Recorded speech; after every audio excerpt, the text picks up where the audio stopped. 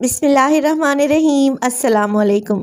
खुश रहें, आबाद रहें, जहाँ भी रहें हैप्पी रहें और हेल्दी रहें। तो आयरन को देखकर आपने वीडियो को स्किप नहीं करना, क्योंकि आजकल यूट्यूब पर एक वीडियो बहुत ही वायरल हो रही है जिसमें बताया जा रहा है कि आप इस्त्री की मदद से समोसा पट्टी और रोल पट्टी को कैसे बआसानी तैयार कर सकते हैं।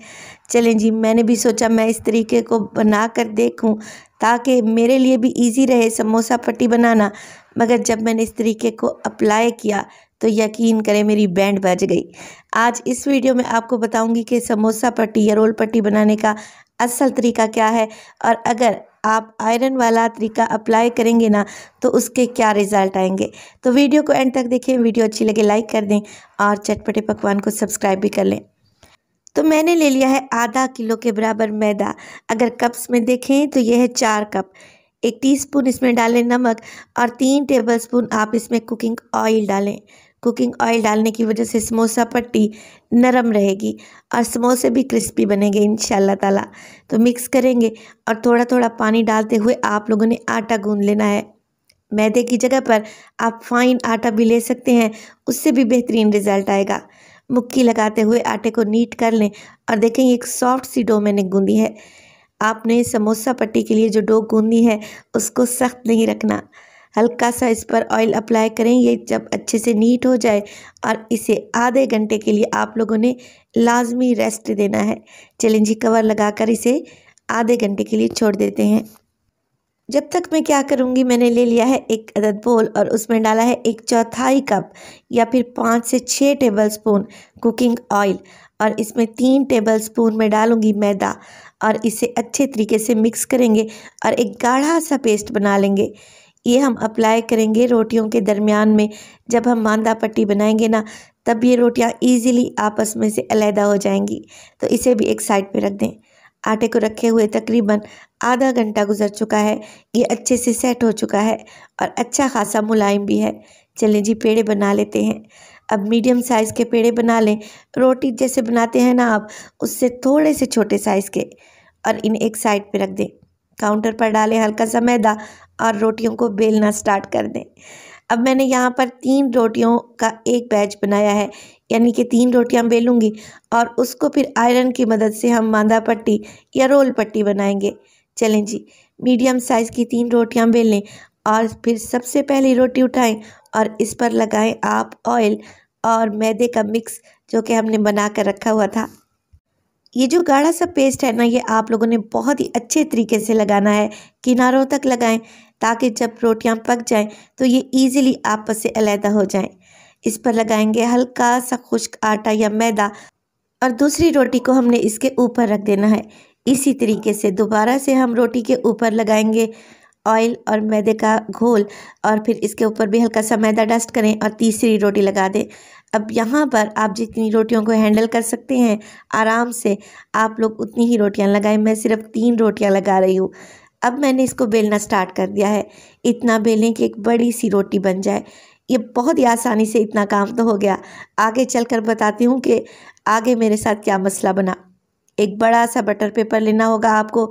अगर आप किसी गांव में रहते हैं तो ये बटर पेपर तो हर किसी के पास अवेलेबल भी नहीं होता, तो 2 बड़े बटर पेपर लेने होंगे और रोटियों के ऊपर और नीचे इस तरीके से लगा दें और दोबारा से रोलिंग पिन की मदद से हल्का हल्का सा इसे प्रेस कर दें। अब आ जाती है इस्त्री की बारी।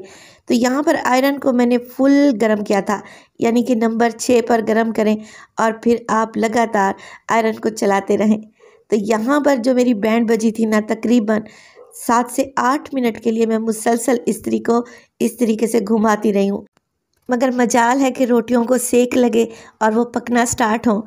चलें जी, मैंने सोचा इसकी साइड को चेंज करके देखती हूँ और दोबारा से मैंने साइड को चेंज किया और फिर 10 से 12 मिनट लगाकर फुल फ्लेम पे मैंने इस्त्री को घुमाया। आप लोग देख रहे हैं मैंने वीडियो को फॉरवर्ड कर दिया है, मगर मुझे अच्छा खासा टाइम लगा था। एक तो बिजली की इतनी वेस्टेज और ऊपर से जब हमारा काम भी सही ना हो और हमारी चीज़ें भी ख़राब हो जाएं तो ऐसी वीडियो बनाने का क्या फ़ायदा। अब देखें दोनों साइडों से रोटी हल्की सी पक गई, तो अब बटर पेपर नहीं निकल रहा था। बटर पेपर को बमुश्किल उतारा तो रोटियां आपस में इतनी चिपक गई थी, क्योंकि इस्त्री के प्रेशर की वजह से, कि ये निकल ही नहीं रही थी। अब देखिए मैंने एक तेज़ छुरी ली और किनारों को हल्का हल्का सा ट्रिम करते हुए इसको मैं रोटियों को अलहदा करने की कोशिश कर रही हूँ, मगर रोटियाँ हैं कि फटती ही जा रही हैं। तो ये तरीका मेरे ख़्याल में एकदम फ्लॉप है। आपका टाइम ज़ाया होगा, आपकी मेहनत ज़ाया होगी और बिजली जो इतनी ज़ाया होगी उसका तो आप अंदाज़ा ही नहीं लगा सकते। खैर, एक रोटी तो बिल्कुल ज़ाया हो गई, मगर दूसरी रोटी को मैंने निकाल लिया और तीसरी रोटी ये तो चिपक ही गई थी बटर पेपर पर। तो मैं आपको सजेस्ट नहीं करूँगी कि आप ये आयरन वाला मेथड अप्लाई करें रोल पट्टी या फिर मांडा पट्टी बनाने के लिए। मैं आपको बताती हूँ कि बहुत ही आसानी से आप ये पट्टियाँ कैसे बना सकते हैं।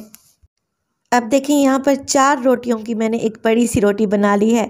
मेथड वही है, एक के ऊपर एक रोटी लगाते जाएं और सेंटर में आप लोगों ने ऑयल वाला महलूल लगाना है। और देखें 4 रोटियाँ तवे पर डालें जितना बड़ा आपके तवे का साइज़ है। एक साइड से रोटी को हल्का सा सेकते जाएं 20 से 30 सेकंड के लिए और रोटियों को उतारते जाएं। देखिए कितनी आसानी से ये अलहदा हो रही हैं और चारों की चारों रोटियां एकदम परफेक्टली उतर आई हैं, आपस से अलहदा हो गई हैं और बिल्कुल भी नहीं फटी। तो इस तरीके से आप जितनी मर्ज़ी मांदा पट्टियाँ बनाएं, बहुत ही आसानी से बना सकते हैं। मैं आपको सजेस्ट करूंगी कि आप आयरन वाला मेथड बिल्कुल भी अप्लाई ना करें, इससे आपका टाइम ज़ाया होगा और आपकी मेहनत भी ज़ाया होगी। देखें ये तवे वाली रोटियां हैं, इनको अब हम ट्रिम करेंगे जितने साइज़ की आपने पट्टियां बनानी है या फिर रोल बनाने हैं। और ये जो साइडों से आप लोग निकाल रहे हैं ना मादा पट्टी, इसको आप लोगों ने ज़ाया नहीं करना।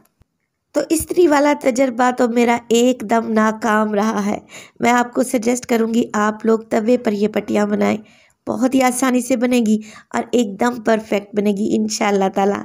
और ये जो साइडों से पट्टियाँ बच गई हैं, आप इन्हें पापड़ी चाट या दही बल्लों के ऊपर फ्राई करके डालें, एकदम क्रिस्पी और मज़ेदार सी पापड़ी मिलेगी। तो ये वीडियो बनाने का मकसद किसी को हर्ट करना नहीं है, मगर मैं आपको सही तरीका बताना चाह रही थी कि ना ही आपका टाइम ज़ाया हो और ना ही आपकी मेहनत। तो जैसा तरीका आपको मुनासिब लगे आप उसी तरीके से बना सकते हैं। वीडियो अगर अच्छी लगी हो वीडियो को लाइक कर दें और चटपटे पकवान को सब्सक्राइब कर लें और अपने फैमिली और फ्रेंड्स में भी शेयर किया करें। अपना बहुत सारा ख्याल रखिएगा। फ़ाइज़ा को दीजिए इजाज़त। टिल देन अल्लाह निगहबान।